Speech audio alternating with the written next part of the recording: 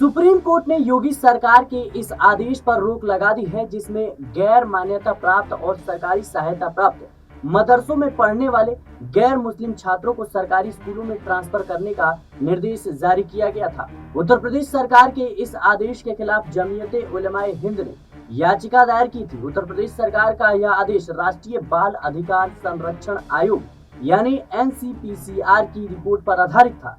इसमें right to education act 2009 का पालन नहीं करने वाले मदरसों की मान्यता रद्द करने और सभी मदरसों की जांच करने को कहा गया था। इस याचिका की सुनवाई सीजेआई डीवाई चंद्रचूड़, जस्टिस जेबी पारदीवाला और जस्टिस मनोज मिश्रा की बेंच ने की।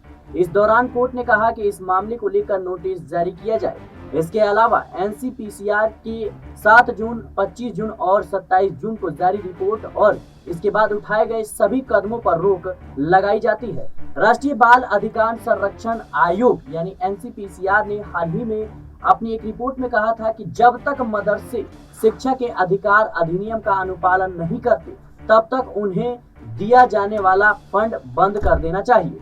एनसीपीसीआर ने अपनी रिपोर्ट में कहा था कि मदरसों में धार्मिक शिक्षा पर ज्यादा ध्यान दिया जाता है, जिस वजह से बच्चों को जरूरी शिक्षा नहीं मिल पाती है और वो पिछड़ जाते हैं। इस रिपोर्ट पर विपक्ष ने बीजेपी सरकार पर जमकर निशाना साधा था।